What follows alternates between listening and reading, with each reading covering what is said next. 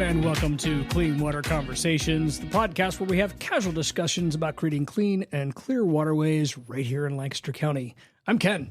Hi, everybody. I'm Allison. Allison, it's sad to say, but summer is almost over. We got a couple weeks left, but yes. But what are you going to miss? What are you going to miss about summer? Freedom of schedules with two kids in sports and school and activities, and just having some more flexibility to say, we're going to go to the pool this afternoon. Yes, I will miss that. I do love being able to be in that taxi driver role for my kids. I get the good best downloads when I pick them up, but yeah, summer gives a little more flexibility. Yeah. How about you? Well, I'm going to miss it in one aspect and experience it a new way in another. We just got a new house and we have an enclosed porch that's screened in. Yep. So that's one of our favorite places to hang out thus far in the summer. Just get a nice little breeze through there, play some music, just chill out. So I'm really looking forward to that in the fall. Oh, good. And then sitting there maybe with a heater and a warm drink in the winter. And so I'm kind of looking forward to that. But, Excellent. But I will miss the summer, but I'll be back to that again next year. You'll make it work. Yes. It's a win. Well, that is a win. Yeah, definitely worth celebrating. So what are your wins for the week?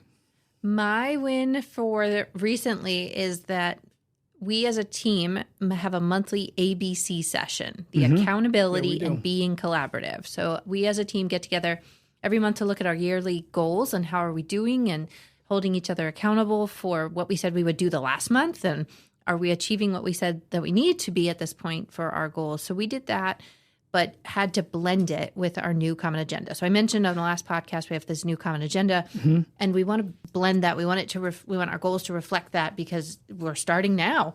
So it took me longer than I thought. So it was a win to be able to have that session and our goals accurately reflecting the new common agenda, and really helping steer us towards being able to measure impact. I so appreciate when partner organizations say, well, it's really nice that we look at all these details of projects that went in the ground, but what's the impact of the network? And I'm like, thanks for asking. So I'm excited to be able to do more of that. Yeah. How about you, Ken? Tell me about your wins. Well, my biggest win, mine actually, the first part of it kind of dovetails into what you were saying, is all of a sudden now I'm designing a lot of materials, a lot of single sheeters, that sort of thing. And the common agenda is one of them, getting that printed out.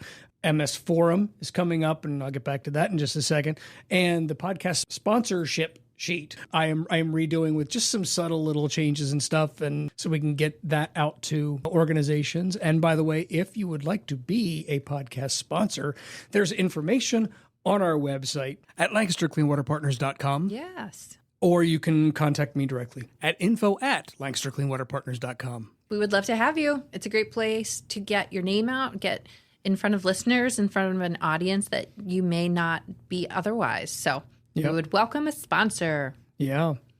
And along with that, our partners have needs. So we try to get information out there and just get help for those. And a couple of things that our partners could use help with right now is registering for upcoming events. There's quite a few of them. MS Forum is on October 20th. The full partners meeting is on October 28th, and the communications action team is on September 25th. We are going to be meeting in County Park, and Todd Roy is going to tell us about the Conestoga. Oh, that sounds fun. Yeah, it's going to be great. Nice. Well, some of the other partner organizational events, they include things like Act 167. So we've been working as a community on that as a stormwater tool. We've got one more conversation set up for this phase 1, and that's on October 9th. And then also excited for us to be kind of restarting the Academy, of the Watershed Leadership Academy. We took the summer off as far as sessions happening in the field. Right. There's been all kinds of work happening. Definitely things are moving. I can attest to that. Yeah. Yes. But we'll be meeting here in September. So eager to be together again. Yay. Awesome stuff. Speaking of awesome stuff, we have a great show today, a great guest. He is the former manager of the Quarryville Borough and quite a good storyteller. Oh my goodness. Almost like a motivational speaker type of thing. I left inspired. Yes. We can say we have made a difference because of Mr. Scott Peiffer. And we hope you'll be inspired too. Check it out. still general manager of the fair in Solanco, so fairs interest me. And that would be. So how long have you been? I was actually, long and short of it is that you're second vice president 2 years, first vice president 2. So they have a chain of command, and then president 2. So I did all that, and then at that point, the general manager of the fair was like, "Hey, I'm going to move to Bedford and farm out there. What would you want to be general manager? There's hardly anything to do. I only come down." Of course, I followed. I'm like, "Oh, okay," and we've expanded rapidly, drastically in the last 20 years. We have 10 buildings there now. Yeah. We own 28 acres of ground. Oh my gosh! Yeah, we've expanded drastically. We have a double pull tractor track. We rent the ground out a lot, so there's a lot going on. Oh wow! It was more than it used to be. I'll put it that way. Yeah. But I've kind of grown to like it. And I have assistant managers, 3 of them, that we work really well together. So it's kind of year round. Yeah. Well. Oh, yeah. It's easier being president than general manager. I'm always like, president was easy. It was 2 years. I was done, Yeah. Told the general manager, hey, something's wrong over here. So, icebreaker. Yes. With summer coming to an end, what Lancaster County produce will you miss the most? So it's an easy question. It's a hard question. Easy because there's so many to pick from, and I love fresh stuff like that. But hard that it's hard to narrow down one. But peaches. Oh, nice. It was between sweet corn and peaches, quite honestly. It was a battle raging in me, and ultimately, this year for some reason peaches have really scored big, and I've just been constantly eating them. Seems like there's more roadside peaches available in our area, even some small road, and I've just been able to pick up peaches like constantly. As a matter of fact, about a week and a half ago, I think I'm almost sick from eating peaches. Is that possible? Is that a thing? I was like, I better back down to like 7 a day instead of 12, But no, I love peaches. Fresh peaches are awfully hard to beat. When that season ends, I'm like, and we're not going to can them. I'm like, we're not doing that. We're not getting that depth of that. And this was the perfect year for peaches. Like weather-wise, they love heat and moisture. Perfect. So this was absolutely perfect. Yeah. How about you, Allison? I'm curious what you're going to miss. Tomatoes. I like tomatoes and burrata. Yeah. Like I'll just have that for dinner. Yeah. And Ken? The sweet corn. Yeah. This was another year that the sweet corn was very sweet. It was really good. So good. Yeah. So let's start off with a bit of a corker. Sure. The headline of a May 2025 LNP Lancaster newspaper. Well, it is officially LNP, but I wanted to clarify it just in case. Yeah. An article in LNP about you reads, Quarryville retiring borough manager started out as a teenager cleaning restrooms in Huffnagle Park. True. Tell me the story about that. So growing up, I lived on Summit Avenue in Quarryville, and it backed up to Huffnagle Park. We always call it the kind of the gem of parks. It's kind of tucked in town, and nobody really knows it's there, but it's always been a really cool park. And of course, I grew up right beside it, playing there, and baseball, whatnot.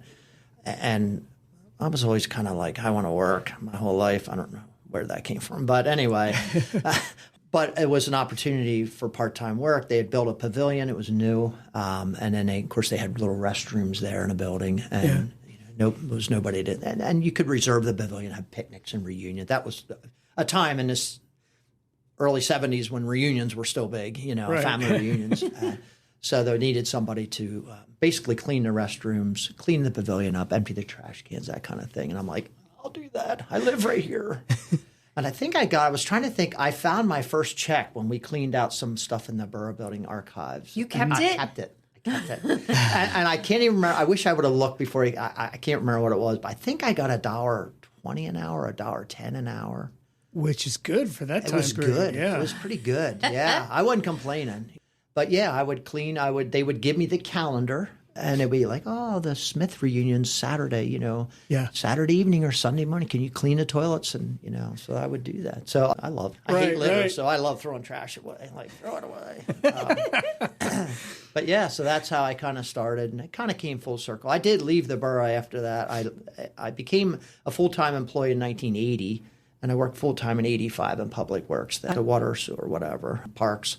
Was my favorite. And then I went into business as a landscape contractor, which kind of led into my interest in clean water. I did riparian buffer planning into cutting edge shoddy sprinkle, we probably know from Chester County Conservation District. knew she grew up in Quarryville and was neighbors to where I lived. And she said, Scott, we're looking for somebody to plant trees along streams down here in Chester County. And I'm like, well, heck yeah, we'll do it. Yeah. And then it was even like, we'll do it, more fall, early winter. And I'm like, that's perfect, awesome. So we started planting some narrow 1-tree line buffers. And I actually got paid by Ducks Unlimited.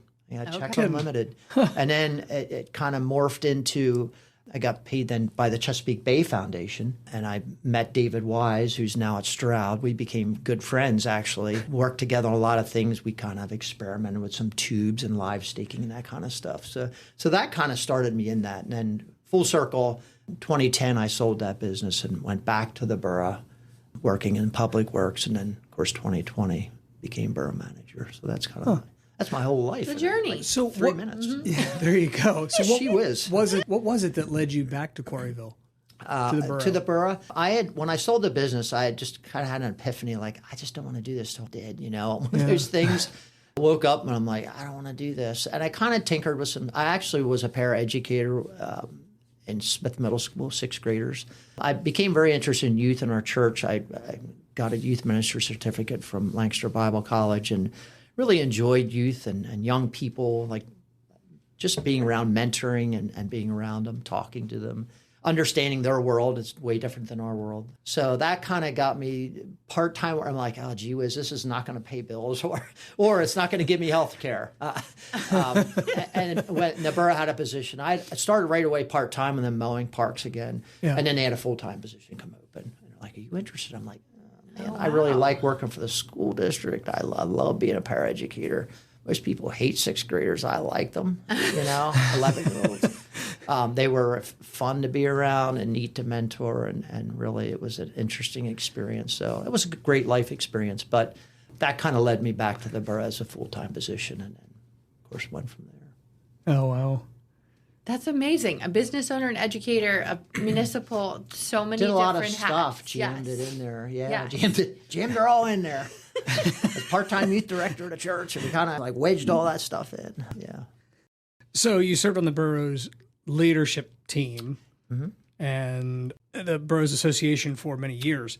How many years were you in that? Actually, the Boroughs Association, not many years there. I was vice president because Mike Hessen was like, it's easy, vice president, you don't have to do anything. Yeah. I'm noticing a recurring theme here, by the way. I fell for that again. I'm like, oh, okay, And at that time, Manheim Borough Manager Jim Fisher had left his position. So then I was like, okay, you said I didn't have to do anything. And now there's no president. And the vice president's supposed to fill those shoes at least until there's a president. And I was like, I don't mind. I kind of get a kick out of this. I love all these people here. I really loved all the managers and other staff that were there and some council people and mayors that attended those meetings. And I said, I'll do this. So I think I only did it really a year or two at the most. I think it was only really a full year. Yeah. And I left not because I got fired or quit, but because I retired. So that was I missed at the last meeting. I went, I was truthful in that I do miss all those people and miss that interaction. Yeah. And miss that level of support in municipal leaders. Yeah. I felt I was very supported by them. When I became a borough manager, I knew nothing. I literally walked into my office the first day. I was not mentored by the prior manager, and no harm, no foul. But I came in, my admin assistant, and I said, what exactly do I do on a day-to-day basis here? Like, I'm not sure what I do. I know what I did on the other side of the building. I went out and worked and did stuff. I'm in this office with a desk. I'm really not sure what to do. I obviously knew some things, but checked my email, knew to do that. Any phone messages for me, but I really didn't know what my true role was initially. I had to kind of feel that out. Though. Yeah. I had to feel that. And there was, and credit to other managers, I went to them and said, how do I do this? Or what do I, my first budget, I'd never done a budget before, a $3 million budget, whatever. I'm like, how does this work? And we had not really had a lot of, can I say, technological advances in spreadsheets. We had like paper you wrote on, filled in blanks. And I'm like, this can't be the easy way to do this. I'm not sure. And I actually went to some other managers, actually Dee Dee up at West Lampeter. I went can you please help me? and absolutely, Scott, come up, So I credit that support with allowing me to keep going and not get oh my gosh, I can't do this. It was, oh my gosh, I know who to call. The beauty of a network. It's an awesome network. Awesome. And, I just can't say it enough how well in my opinion, Lancaster County managers, whether it be township or borough managers, work together. And I just saw a heck of a lot of camaraderie, honestly, and support. And that impresses me. That's great. Yeah.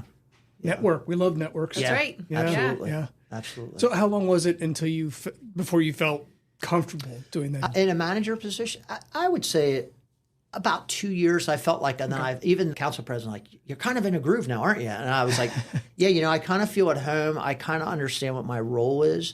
I kind of understand who my elected officials are, their personalities. Mm-hmm. I mean, you're working for 7 people, 7 different people that change, in election years. And so I felt that I knew my boundaries a little bit more and what I should be doing and shouldn't be doing maybe. Yeah. Because, we all kind of have a little bit of a personal agenda, and I'm very aggressive about active transportation, about planning. And that became my thing. I felt really comfortable in that. And Lancaster County Planning, met really good folks like Mike Doman and Gwen Newell, our South Region planner. Got to know those folks and here's what I'd like to do. Can you help me get there? Yeah. Let's do an official map. Nobody in Southern Lancaster County did an official map. We did one. Huh. Let's do it. And that kind of interest, I saw where that networking went. I saw that, hey, I'm showing interest. They're showing interest back. Christiana Barr, I'll never forget, called and said, hey, would you be interested in a grant for an active transportation plan? And I'm like, oh, heck yeah. Yeah. But, that I feel that was piqued by us, me and Borough Council saying, hey, let's do this. This is a good thing to do for planning and for, future grant applications, that type of thing. Let's do this. Yeah. So that I saw the results of that pretty quickly, how that worked. And realized, okay, this is how this job goes. You need to network with everyone at a county level, your other municipal leaders, your co-leaders at a county level, and then also, of course, at a state level. Start to groove and get in that groove with the Department of Conservation Natural Resources. I did not. Whoa. I noticed you tap dancing around the acronyms the whole way through. I was trying to not say anything that I get stung on. But, I could. Very good at it. Very good at it. So what would you say, in all the time that you were in that position, was your biggest win? Gosh.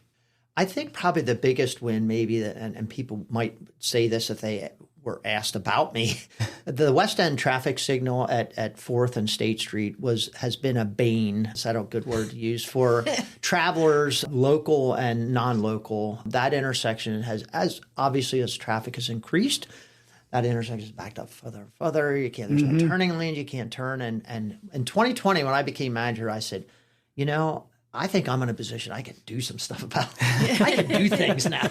Yeah. I reached out to Representative Cutler. I said, Brian, how do we go about this? I have no idea what to do, but I know this is something people complain about for decades, literally. Wow. Yeah. Let's start. I know it takes a long time, but can we start something and actually get serious? And so Representative Cutler and his team helped us there. We secured a funding solutions company that helped us grant write and get money. And that project is underway right now. It took 5 years to get a shovel in the ground. So, wow. But it was worth it. And I realized that, and that was also a lesson. I typically in the beginning of my career was an impatient person as a business owner. You pretty much, if I want to buy a truck, I'm going to go out and buy a truck. Right. That's how that's going to work. I don't need to wait for a budget number or a year or whatever. I'm going to go out and buy a truck.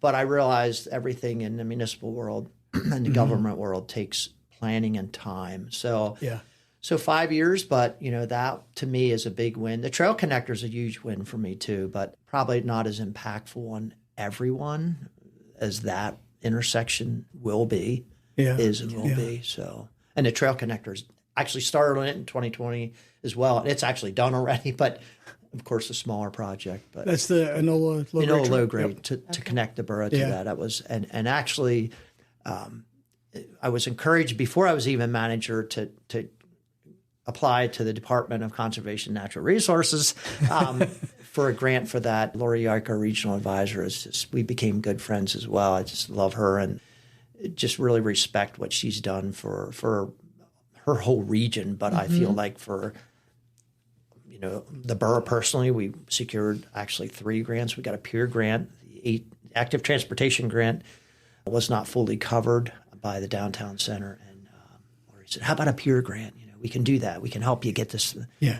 So I just I have a lot of respect for folks in government. So many times people say, you're in government, you don't do anything. You sit around and I just have so much respect for those people that put all that effort and time in. I tell this story over and over. I'm going to tell it here again. But when we first applied for a grant, for a department grant to Lori, it was in 2018, my daughter and I went together and applied for the borough on behalf of the borough for an inclusive playground. My daughter's an occupational therapist. So, we said, let's do Huffnagle Park over again. And that was my favorite park because I grew up beside it.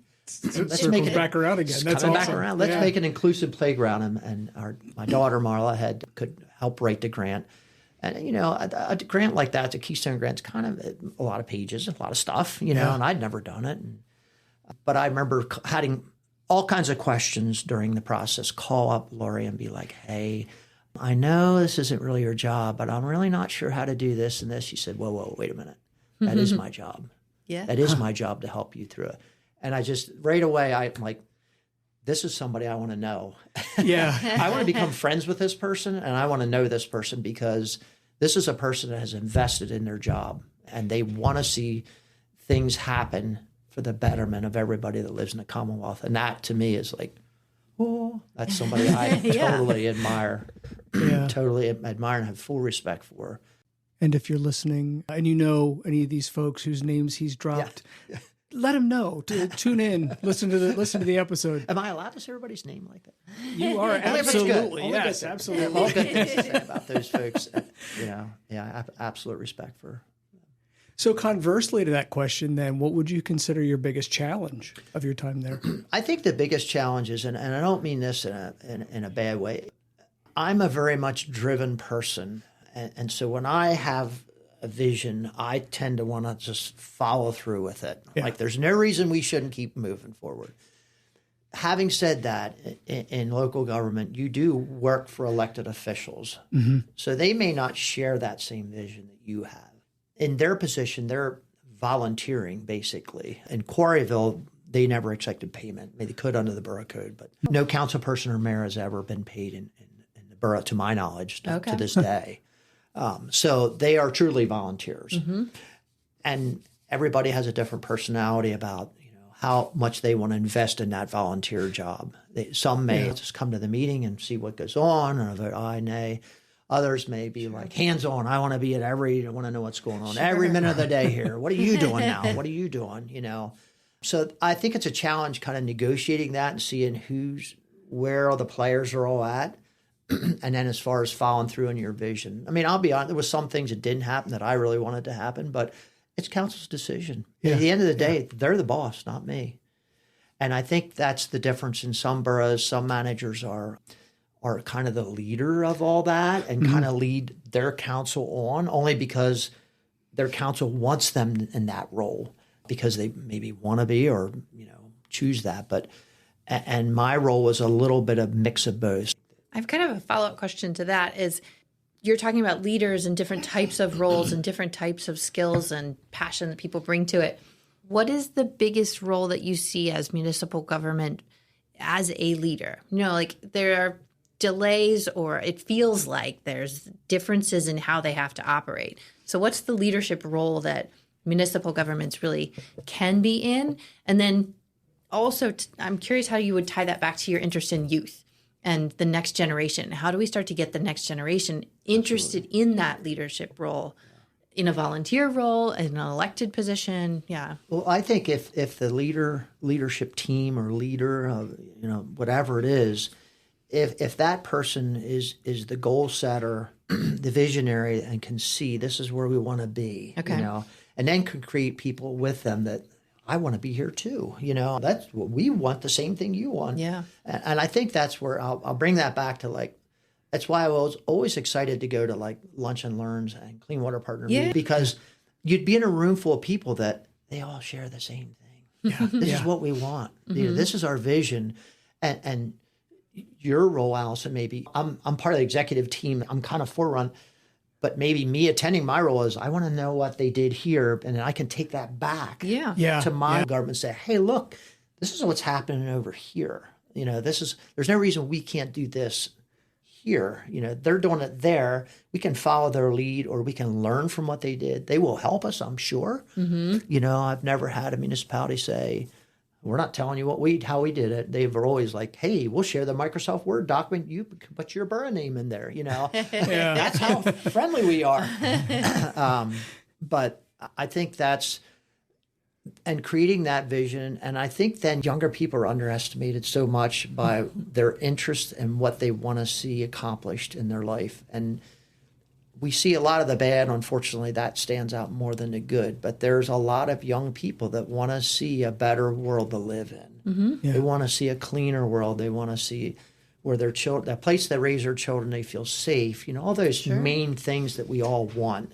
We all want clean water. We all want safe streets to walk on in the evening with our family. We all want community events. Yeah. We were big on. I had an assistant manager now, whom she's now manager, Michelle, was big on community events and started a lot of community events. Okay. And we had so much positive feedback from people. That's great. We would get emails, we would get phone calls and be like, this is awesome. This is really what we want when we live somewhere. So those are the kind of things that I'm like, oh, we're steering this way then, because that's what people want, So I think it created a direction. And I think young people will come along.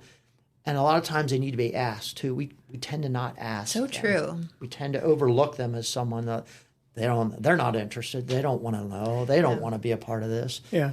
And they do. And the Solanco Fair, I'll come back to that. We talked a little bit about that before. We really focused on younger people on our board of directors. We have a huge board of directors. It's like 32 people or something. So wow. A magnanimous amount of people, which you would think would be a nightmare. It actually runs really smooth. And part of that's because everybody has the same vision. Yeah. They all want to see that event thrive. They're all interested in agriculture, and they want to see it happen, and they want to see it happen continuously, and they want to see it stay the way it was. They don't want to change it much. Make some small changes, but they don't want rides there. Right. They want agriculture exhibits that people can learn about agriculture and understand what rural southern Lancaster County is all about. In some of the municipal relationships and responsibilities, there's permits involved. There's regulations involved. Absolutely. You have not had that as a Quarryville employee, right? Like you don't have an MS for a multiple storm sewer system. We are. It's municipal separate storm sewer system, but I'll let it go. I'll let it go. Look at you go. Hey, because that's the one I got buzzed on. Yeah. So I made sure I don't get buzzed on it again. Look again.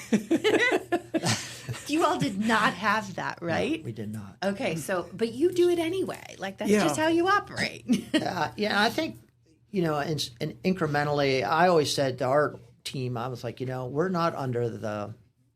We can say it now. MS4 that we're not under it, but that's not a reason that we shouldn't be diligent and knowing full well down the road that ultimately everybody will fall into that. I feel fairly certain of that. Yeah. So why not look ahead and let's start to do things, So, and there was other projects I looked at, even with our engineer, I'm like, this is an awesome place for a project, and visionary wise that I'm like, if we are under MS4, I know the first project, like I know because it was on our property. Yeah. And I think we could have gotten a lot of credit for it. There was no stormwater on Memorial Park, and it was a perfect site for a rain garden. Topographically, it was perfect for a linear rain garden, and then a discharge overflow in the street. Like it was perfect. Like everything was like, I had a vision already, and I brought our engineer down, and I'm like, "What do you think? This could work, couldn't it?" He's like, "Absolutely." I'm like, "Yes, this is a great." So if they ever come under those regulations, I think that would be a perfect first project because it is on borough property. There's no easement. We don't got to do any of those things. Right. There's room for it. We already have a buffer on that stream. That's the stream that we have, like a two tree buffer that Peckway Creek Watershed did the first one, and then Chesapeake Bay Foundation. Nice. Almost got that out of there. came and we did a second row and did some live staking, that type of thing. So we have kind of a buffer plan, and I was kind of excited because I could take care of it. And the story of that is too, at first people are mad at you. You used to keep that weed eated and cleaned up. Look at that mess now. There's skunks and everything in there. I'm like, great, they should be in there. That's habitat. I'm like, and I noticed too how quickly native vegetation came back. How much we started getting milkweed, Joe Pye weed. We started getting stuff back that I'm like, we didn't plant that in there. You know? But we've been weed eating it down all these years. No wonder. It was always there trying to grow. We've just been like suppressing it the whole time. But it was kind of fun watching it. And I still voluntarily, I've done some invasive control, chemical and other, to try and keep that buffer, growing and healthy. But I'm just amazed at the wildlife that comes very quickly, how you get a return, a bang for your buck. You get a return, you start to see. And we actually had a grant from Clean Water. We did a little walking trail along there and, what to look for and stuff. So it's kind of neat. I think it's really cool, actually. It's awesome how your vision shows up in reality and you just make it happen. You make that how we operate. I think that's just what you have to do. You have to set a course. And it's not a quick course. You know that. Stuff takes time. It does take time. You have to be patient. Well, like you said, the education has to be there. The has to be. Process and planning is important so that it's done well and then the maintenance can be done well. Absolutely. Yeah. What are some of the ways that you would recommend, I'll say municipal peers, kind of take on that clean water work to the next level? I think one of here again, I think education's key to it. And I think, as I've touted before at your meetings, the lunch and learns, I'm just fascinated by it because I think you can see what's been done. Yeah. See how it works. You can talk to people that help do it, help maintain it. I know in Effort Township, I got to talk to the maintenance guys there, and I'm like, okay, so what do you do here? How long does it take you to do that? And there's a learning curve there. Municipal staff are not always excited about taking on more work. Sometimes that can be like, really? You want us to do that now? And I understand their workload can be very heavy, but we all have to just kind of assume that we're going to have to ramp it up a little bit, and that's. It's going to mean a little more work. It's going to mean a little more effort. But if municipal leaders can be educated as well as municipal elected officials, I think that's one of the keys that can be missing a lot of times. You said Lancaster is really fortunate that we often are all working towards the same goal. We have that with clean water, and this network is one of those that pulls people together. So our goal of clean and clear by 2040, that's the bigger vision. Obviously, the end of 2025 is a big deal for Bay-driven things, for other certain numbers and metrics. I'm curious about what brings you excitement as you look to some of those shared vision and the goals, how they are taking us longer term. But you got to kind of check in and reassess. And so what are you excited about with 2025 and 2040? Well, I think there's progress, definitely progress made. Obviously, a lot more things to do. But one thing that excites me is, and I hope this is kind of true, that individuals are more in tune with clean water and how to change things. But I was thinking about this coming in, about how just small incremental changes, it gets so overwhelming when we have a problem. We see this like everything's $50 million, The wetland at Longs Park, it was fascinating. I actually told friends about it, and like my daughter and son, like, you got to go in there and see this thing, And I'm fascinated by it. And it's obviously a $1 million+ project. And we can become a little overwhelmed by that. And I look at it, I think, oh my gosh, this would be neat, but how are we going to do this everywhere? This is impossible, But I was thinking about coming out, I thought, if everybody makes these little incremental changes and kind of gets on board, I'll say, because people fight stormwater for some reason. I don't understand. I guess it's because, you fight it until you're affected by it negatively and realize that the reason I'm affected by it is because somebody else didn't do what they were supposed to do, or we need to change something because this isn't right, But, there's so many simple things for clean water. Rain barrel, it's not hard. Yeah. Get a rain barrel, put a rain barrel, a rain spout. Like, it's pretty simple. A rain garden, even if it's a small one, at one downspout, you know, something small to start with and say, you know, I can kind of do this. I can help with this, you know. So I think that's, or, you know, I'm a big anti-litter person, okay? Everybody lives near a stream somewhere within a mile or two, probably. I mean, what is there, 50,000 miles of streams in Pennsylvania? If you look at a stream map, it looks blue, not any other color of Pennsylvania. But, you know, take a bag and put muck boots on in the summer, walk down that stream, pick up plastics and stuff in there. I'm like, if everybody just did a little thing, you know, and obviously we have to group together, and there needs to be more of a cohesive, you know, governmental effort on huge things. And I get that. You know, we all get that. Sure. But I think to get everybody on board to be behind those bigger things and say, hey, we are willing to invest some money, millions of dollars of tax money in these types of projects. Yeah. If we see the benefit of it and we see the beauty of the clean water and a clean stream, like, oh, there's no trash in the stream, you know, and we see that a little bit of investment by people, then I think everybody kind of goes, oh, this is good, you know, this is good. And you know how many people are more recreational, and the kayaking, how big it's become, and it's so there's so much recreation more in the water, and I was thinking too, you know, it's such a draw with water that we all want to be near it. You know, we all want to be near it. You know, my wife and I have an ongoing joke. She goes, oh, Scott, I just want to go have supper somewhere on the water. So we always say, is this close enough to be in the water? You know. But we always joke. And there is something calming and peaceful and serene, and there's beauty in it. Yeah. And yet we tend to ignore it, and we tend to take it for granted and abuse it. And I think once we can change that and realize the value of it, we don't know the value of water till the well's dry, you know. If we can get over that hump, I feel like everybody's on board. I feel like nobody's like, oh, I hate looking at water, you know. I hate by the lakeside. Who wants to be along a babbling brook? Not me, you know. I just don't think there's anybody like that, honestly.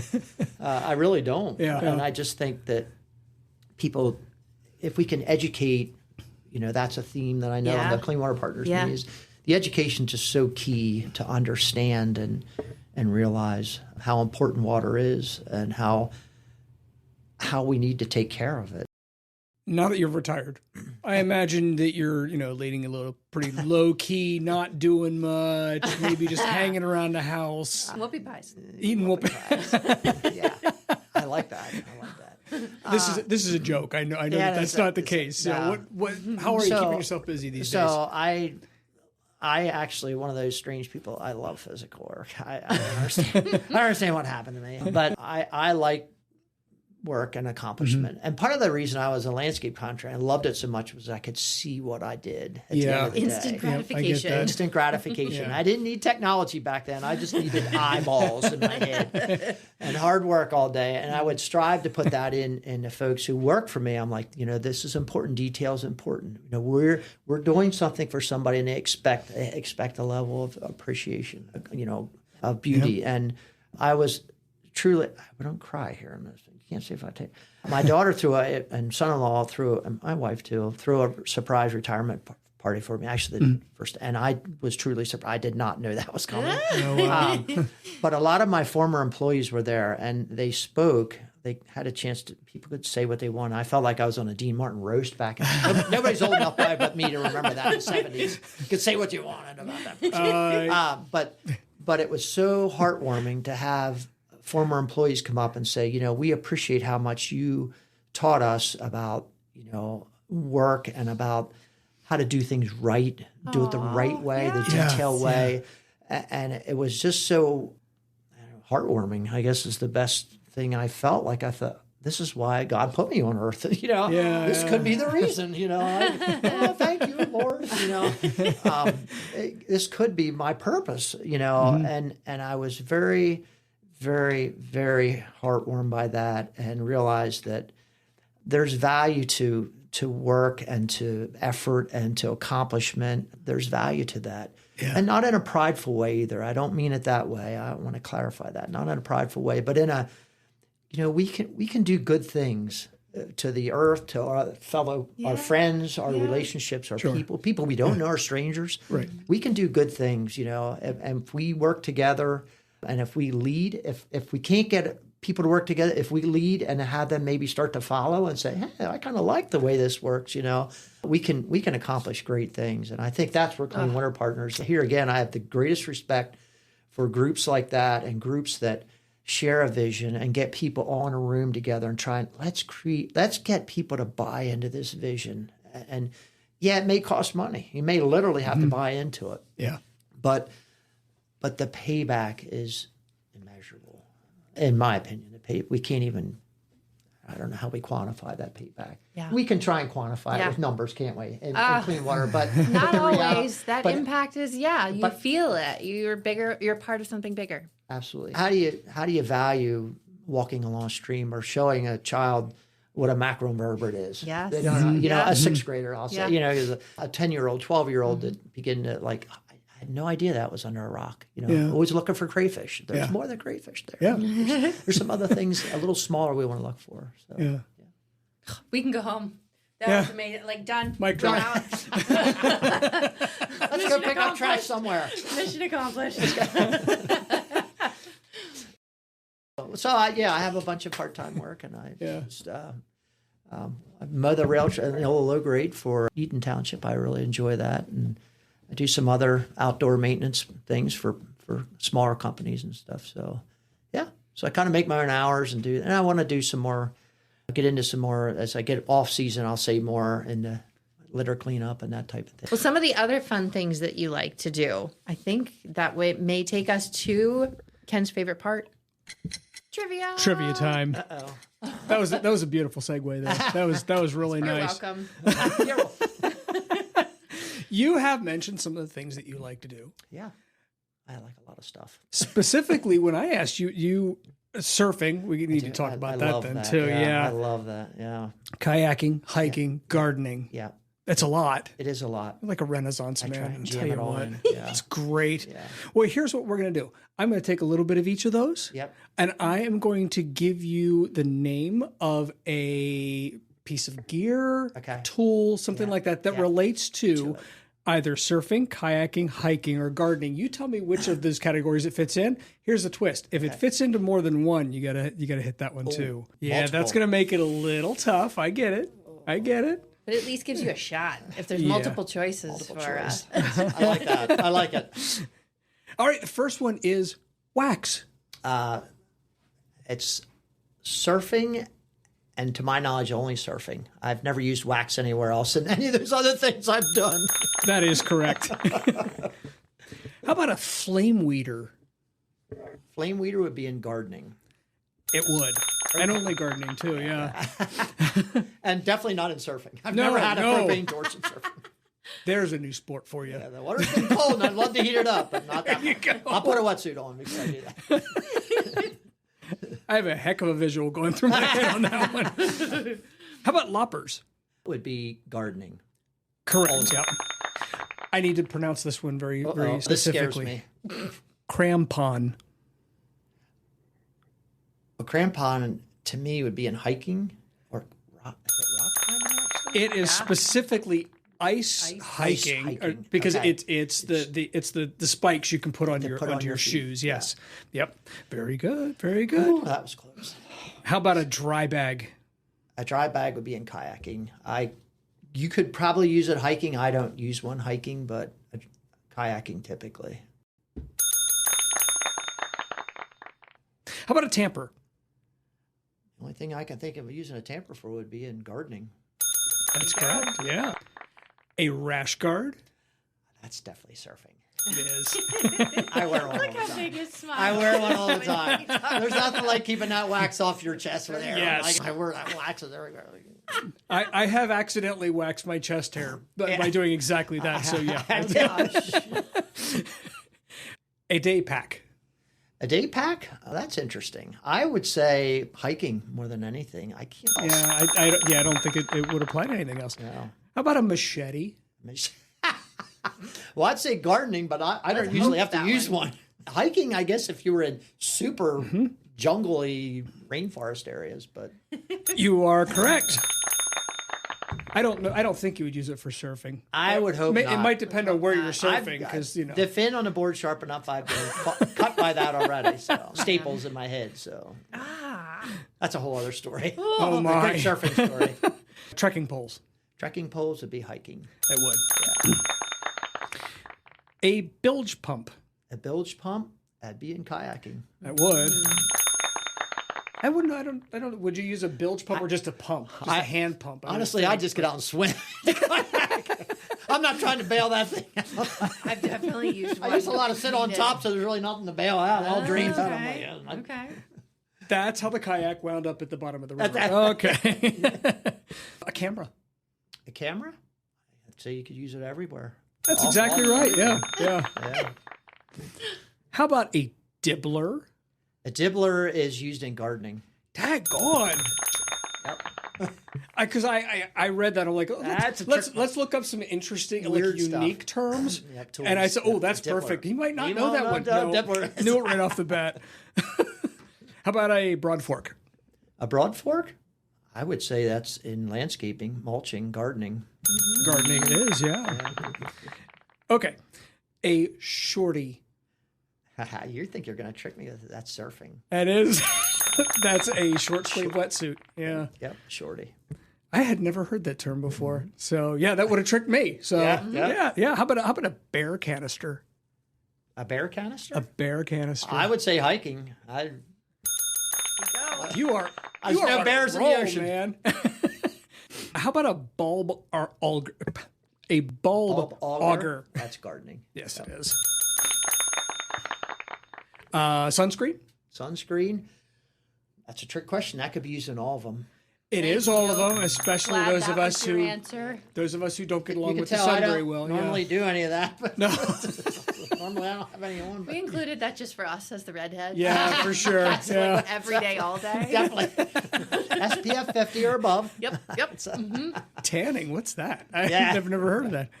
How about a bivy sack? Your bivy. Bivy? Bivy sack? Bivy sack. BIVY sack. And I think would be a hiking nomenclature, if I'm not mistaken. You are correct. It's for use in an emergency shelter. Yeah. Yep. And finally, a rocker. Well, that's going to trick me. A rocker. I think it's surfing. Am I right? You are correct. Yeah. It's a part of the board. The rocker on the board is the edge sides. Yeah. So there you go. Scott, you killed it. Wow. You need to spend more time surfing in your retirement because the smile on your face is wow. You know, and that's clean water. Yeah, that's true. Yep. You need it. Growing up, going to the Jersey Shore in the 60s, the water was always cloudy and dirty. And I joke to people, but it's not a joke. I snorkel in South Jersey. Okay. Some of the wetland areas to south of Stone Harbor, Avalon Island, there's tide pools that are in the 2 to 3 feet range.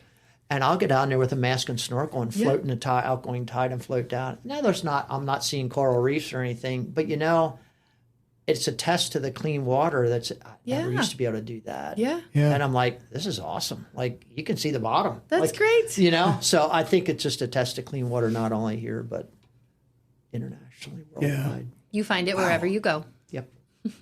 Absolutely. Well, that is our show. Thank you, Scott, so much. Thank you. Amazing. It's been an honor and privilege. Absolutely. Honor and privilege is all ours.